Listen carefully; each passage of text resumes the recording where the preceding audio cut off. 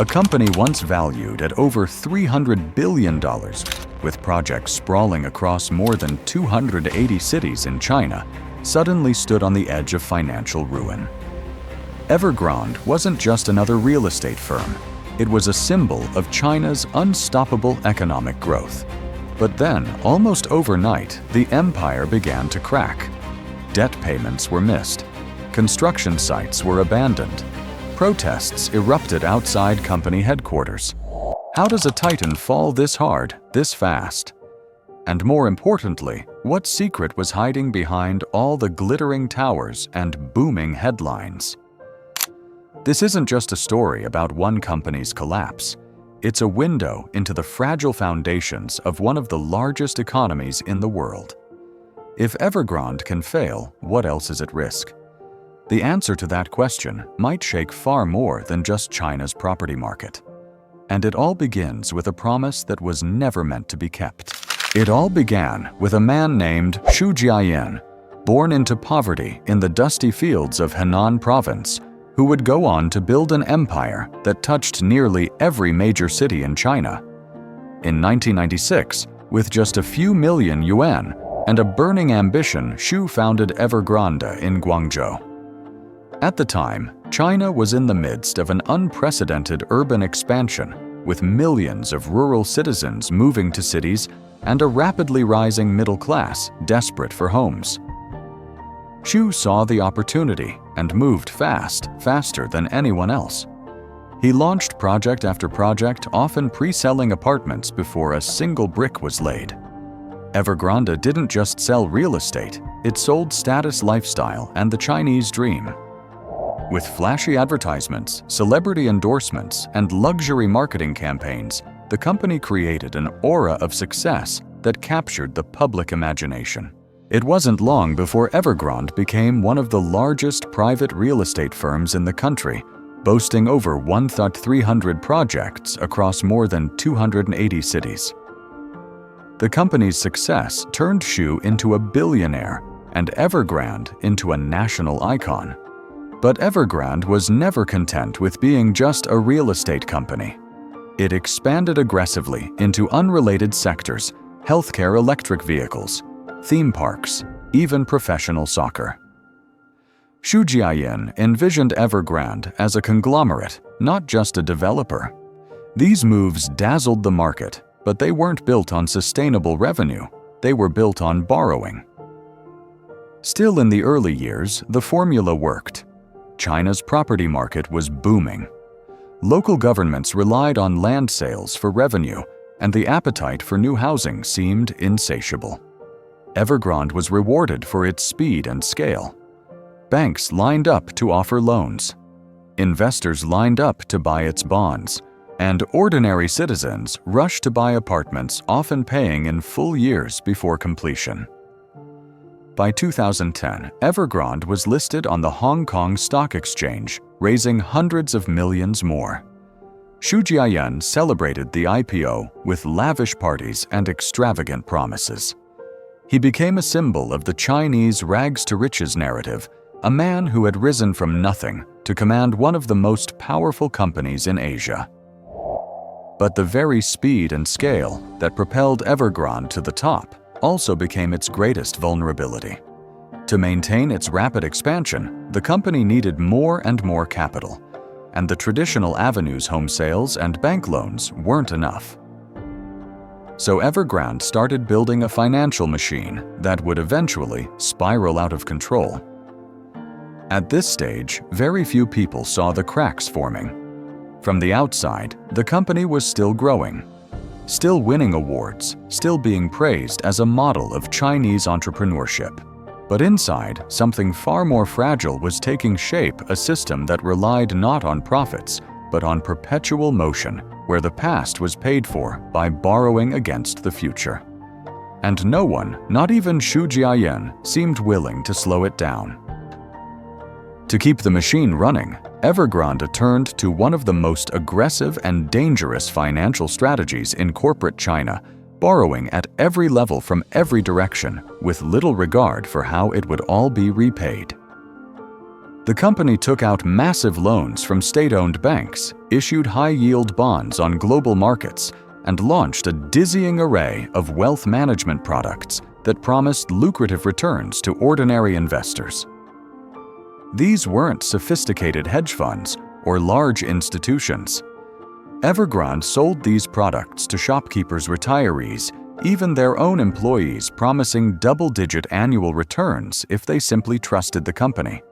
And for a while, that trust seemed justified. Interest payments were made on time. Dividends were distributed. Construction continued at breakneck speed. But behind the curtain, money from new investors wasn't being used to generate profits.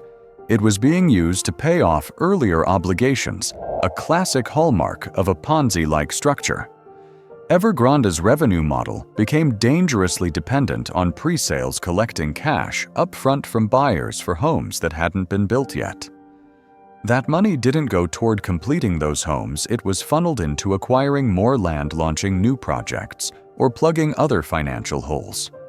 In essence, the company was robbing Peter to pay Paul, betting that growth would continue indefinitely. To maintain this illusion, Evergrande became a master at manipulating numbers.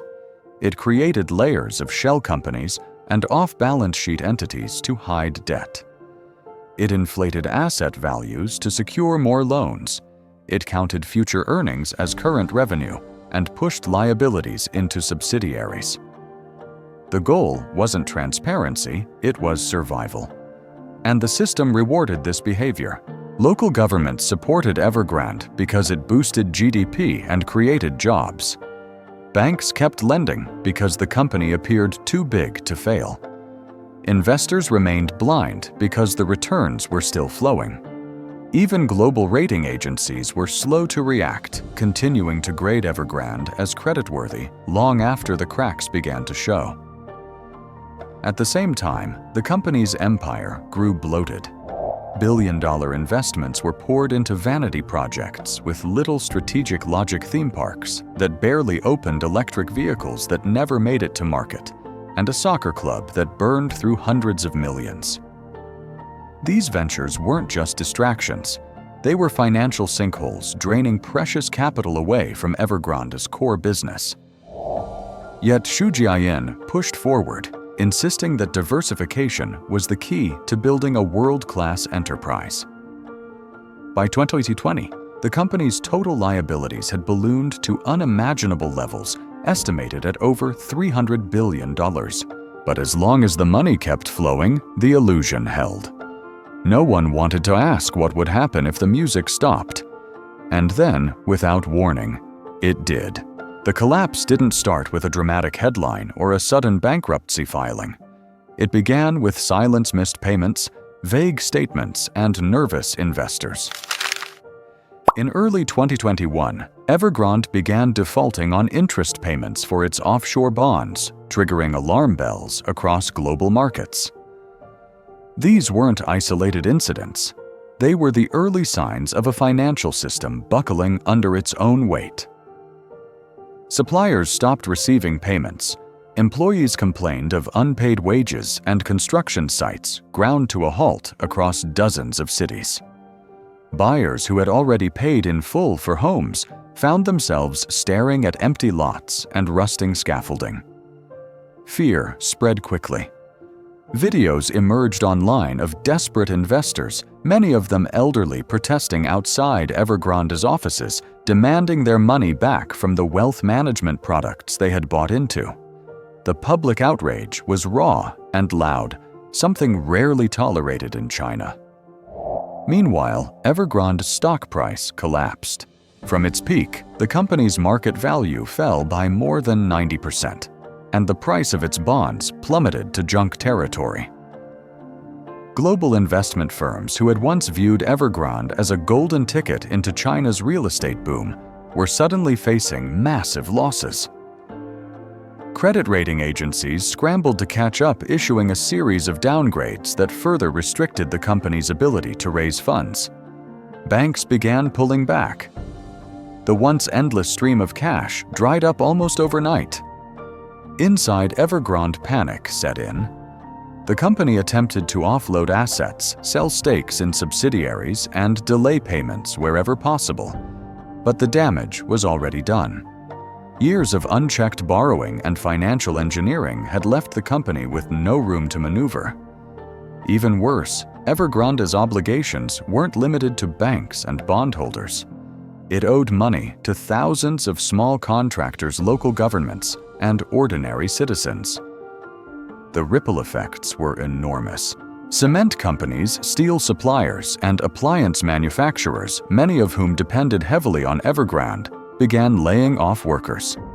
Local governments faced shortfalls as land sales, a major source of revenue, collapsed. What had once been dismissed as a single company's misfortune began to look like a systemic threat. And through it all, Xu Jiayin, the man who had built the empire, disappeared from public view. Gone were the flashy press conferences and the bold predictions. In their place was a void filled only by speculation, anxiety, and the realization that one of China's biggest companies had become one of its biggest failures. The world watched as Evergrande unraveled, wondering what would happen next, and whether this was just the beginning. As the crisis deepened, the Chinese government found itself in a precarious balancing act between restoring public trust and avoiding the appearance of endorsing corporate recklessness. At first, Beijing remained noticeably silent, sending no clear signals of a bailout. This strategic silence allowed markets to panic just enough to humble Evergrande without immediately collapsing the entire sector. But behind closed doors, authorities were already mobilizing. The company's financial web had spread too far across too many industries, too many cities, and too many citizens for a total collapse to be politically tolerable. Instead of issuing a direct rescue package, the state took a more surgical approach. Local governments were ordered to step in and coordinate the completion of stalled housing projects. State-owned enterprises were quietly instructed to acquire certain Evergrande assets, not to save the company, but to contain the fallout. The Ministry of Housing began pressuring the company to prioritize deliveries to homebuyers above all else. For Beijing, the crisis wasn't just about real estate, it was about social stability.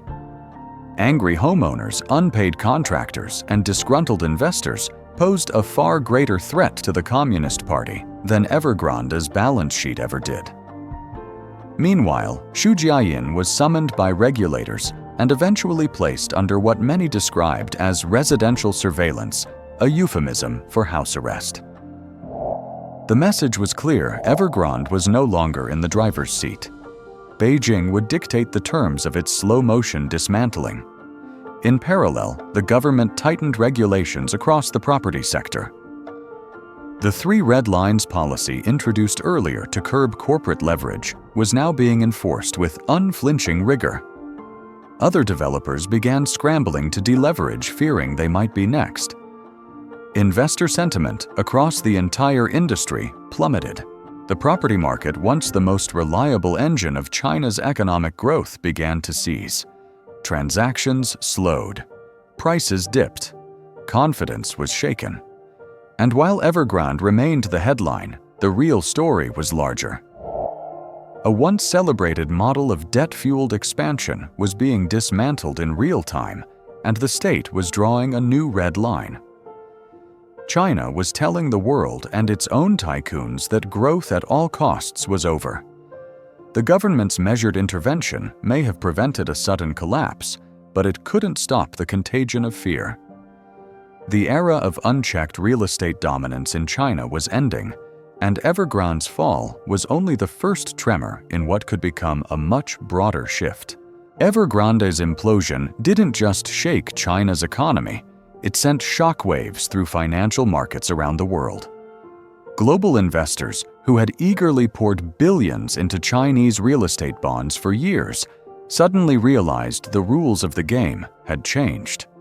The myth that China's government would never allow a giant like Evergrande to fail was shattered. Credit spreads, widened, emerging market funds reeled from unexpected losses, and international banks scrambled to assess their exposure. In countries like the United States, financial analysts began warning of a possible Lehman moment in Asia. While those fears were ultimately overblown, the sentiment underscored a hard truth. Evergrande had become a symbol of how interconnected and how fragile the global economy truly is. But the damage wasn't just financial, it was psychological. For years, Chinese real estate had been viewed as an unstoppable force, a pillar of middle-class wealth, and a cornerstone of government growth policy. Now it looked like a house of cards. Foreign media dissected the collapse as proof that China's economic miracle was built on debt and denial. At home, the ripple effects intensified. Dozens of other property developers defaulted in Evergrande's wake. Housing prices began to decline, a near-taboo occurrence in China's financial culture. Consumers grew cautious, banks tightened lending, and local governments, heavily reliant on land sales, faced budget crises. The social contract that had held China's urbanization model together was suddenly under strain. People no longer believed that buying property was a guaranteed path to prosperity. And when trust breaks in a market driven by confidence, the consequences can be long and deep.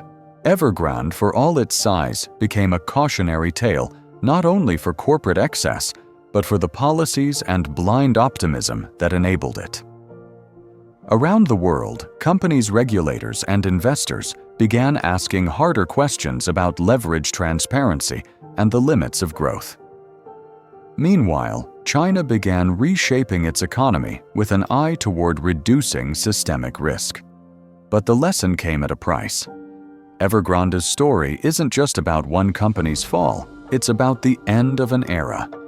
An era where growth was worshipped, risk was ignored, and cracks were painted over until they became chasms. The aftershocks are still being felt, and the world is watching closely to see who might be next. The fall of Evergrande wasn't just a corporate failure, it was a revelation. It exposed the dangers of unchecked expansion, the fragility of debt-fueled empires, and the limits of blind faith in perpetual growth. For decades, China's real estate boom was seen as unshakable, a driving force behind the nation's economic rise. But when one of its brightest stars collapsed under the weight of its own ambition, it sent a chilling message across boardrooms, trading floors, and kitchen tables around the world. The scars left behind: unfinished homes, shattered savings, and eroded trust will take years to heal. And while Evergrande still technically exists, its downfall serves as a warning to every over-leveraged company and every investor chasing the illusion of endless returns. In the end, the lesson is simple. When reality catches up to illusion, it rarely knocks its crashes straight through. So the next time a company looks too big to fail, ask yourself, is it growing or just swelling? If you want more stories that reveal the truth behind the world's biggest corporate collapses, subscribe and stay tuned. The next downfall may be closer than you think.